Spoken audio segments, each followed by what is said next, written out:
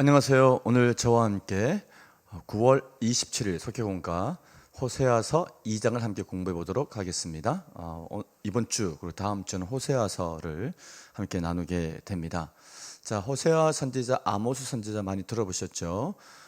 BC 8세기에 북이스라엘에서 활동했던 두 명의 선지자이고, 동시대 남유다에서는 이사야와 미가 선지자가 활동을 했습니다. 그래서 성경에서 BC 8세기 선지자 하면은 이사야, 미가, 그리고 아모스, 호세아가 대표적인 선지자입니다.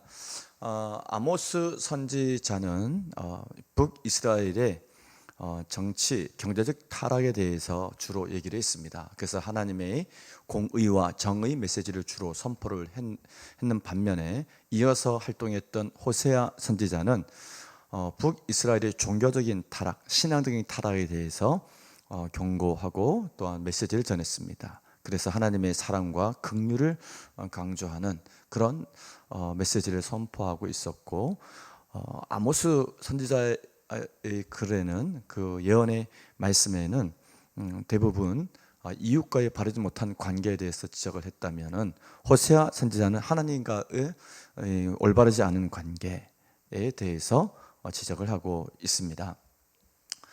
먼저 호세아서의 전체적인 내용을 대략 살펴보면, 첫 번째는 호세아는 사명의 줄을 200년 동안 놓아버린 북이스라엘을 향해 마지막 호소를 합니다.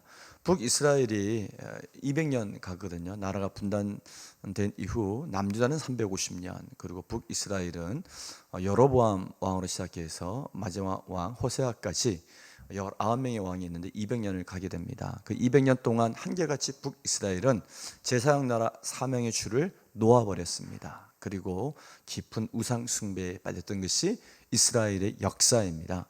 그 가운데 호세아를 통해서 하나님께서는 200년 동안 놓아버린 그 사명의 줄을 다시 굳게 붙잡으라고 그렇게 마지막 호소를 호세아 선지자를 통해서 하고 있는 것을 보게 됩니다. 호세아 선지자가 주로 활동했던 시대는 예후 왕조 때 여로보암 왕 2세 때입니다. 북이스라엘이 경제적으로 가장 부강하고 정치적으로 안정되었던 시기이기도 하죠. 그때 호세아는 북이스라엘의 신앙적 타락, 종교적 타락에 대해서 아주 강한 목소리로 호소하게 됩니다. 호소는 부탁이나 설득이 아닙니다. 그것은 몸부림이죠. 호세아는 자신의 삶을 통해 온몸으로 북이스라엘 백성들에게 호소하게 됩니다. 지난 200년 동안 북이스라엘은 단과 베델의 여로보암 때 가짜 성전 짓고 금송아지를 숭배해 왔습니다. 그뿐만 아니라 가나안의 신이었던 바울과 아스다르 우상을 섬기는 일에 힘을 써 왔죠. 호세아는 하나님과 이스라엘 관계를 남편과 신부, 즉 결혼, 혼인 관계에 비유를 했습니다. 왜냐하면은 가나안의 바알신을 숭배한다는 것은 바알신을 자신의 남편으로 섬기는 것과 똑같은 것이고, 그들은 바알 신전에 가서 사제들과 음란한 짓을 함으로써 그것이 신과의 어떤 신랑 신부의 관계를 확증하는 것을 생각을 했습니다. 그래서 더욱더 호세아는 너희들의 남편은 바알이 아니라 우리 하나님이다 라는 사실을 강조하여 얘기하게 됩니다. 마지막 경고의 메시지이자 마지막 호소이기도 했던 것이죠. 두 번째는 호세아는 음란한 여인 고멜과 결혼하라고 하는 하나님의 말씀에 순종하여서 이스라엘을 향한 하나님의 마음을 잘 깨닫고 전파하게 됩니다. 하나님께서는 순전한 여인이 아니라 바알 신전을 드나들며 음란한 짓을 하는 여인 고멜과 결혼하라고 얘기를 하죠. 이 어려운 요청에 호세아는 순종해서 음란한 여인 고멜을 데리고 와서 결혼을 합니다. 그러나 또 바람피로 나가게 되죠. 아이들을 낳고, 그런 고멜의 모습은 바로 북이스라엘의 그들의 신앙적 모습이기도 했습니다. 고멜을 통해서 북이스라엘의 타락을, 또 그들을 향하신 하나님의 마음을 호세아에게 깨닫게 하시는 것을 보게 됩니다. 그러면서 이 고멜과의 혼인 관계를 통해서 하나님은 200년 동안 북이스라엘을 향하신 그 속에 있는 마음을 호세아를 통해 다 쏟아놓게 됩니다.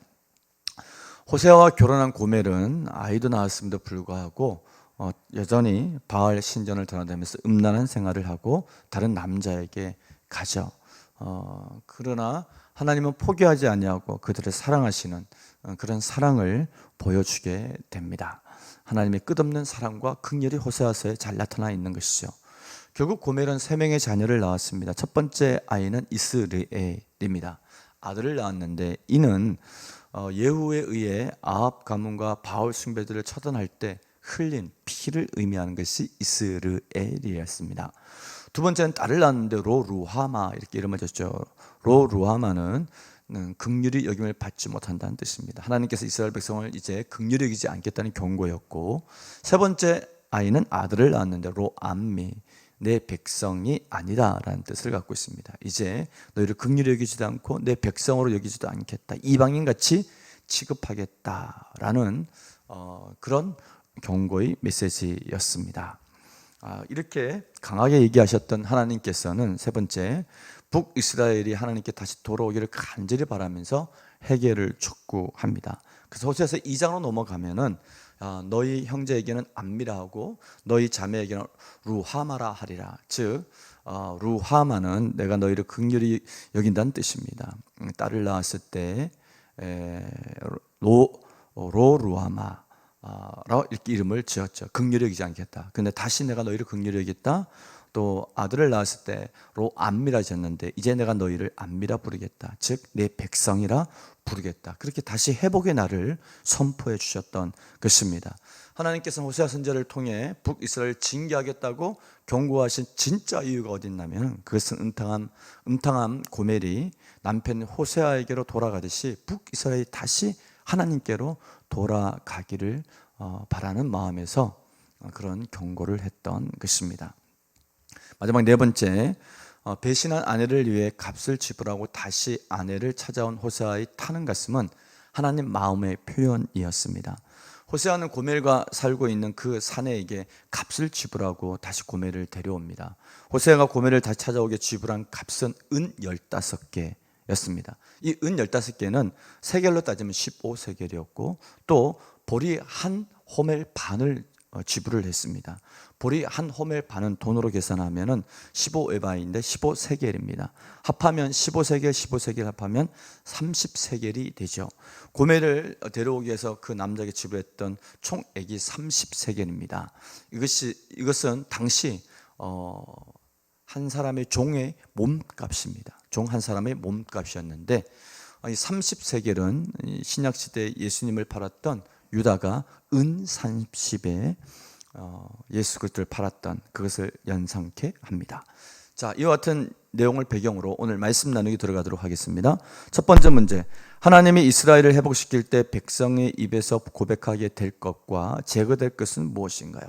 자, 16절 17절에 나와 있는데, 먼저 고백하게 될 것은 내가 나를 내 남편이라 다시 고백하게 될 것이고, 또 제거하게 될 것은 내가 바알들의 이름을 그의 입에서 제거하겠다. 즉 바알 우상 숭배를 다 제거하고 이제는 여호와 하나님을 내 남편으로 섬기는 그런 것을 회복시키겠다 말씀하신 것이죠. 두 번째 문제, 하나님은 그분을 버린 이스라엘 백성에게 회복을 약속하시며 어떻게 하겠다고 말씀하셨나요? 23절에 나와 있습니다. 내가 너희를 다시 긍휼히 여길 것이고 너희를 내가 내 백성으로 삼겠다. 루하마 암미 이렇게 부르겠다고 말씀을 해 주셨던 것입니다. 자, 말씀 다시 읽고 마치겠습니다. 이스라엘은 하나님과 맺은 언약을 깨뜨렸지만 그들을 향한 하나님의 약속은 변하지 않았습니다. 그들은 하나님께 불순종했지만 하나님은 변함없는 사랑과 긍휼로 그들을 붙드셨습니다. 우리는 하나님의 뜻대로 살지 못하고 말씀에 온전히 순종하지 못하는 연약한 존재입니다. 그러나 하나님은 그분의 신실한 사랑과 긍휼 안으로 우리를 초대하십니다. 언약의 근거에 우리를 그분의 소유로 여기시며 회복시키십니다. 우리를 향한 하나님 사랑을 막을 대상은 없습니다. 하나님이 우리를 포기하지 않고 사랑하시듯 우리도 하나님 사랑하기를 포기하지 말아야 합니다. 아멘.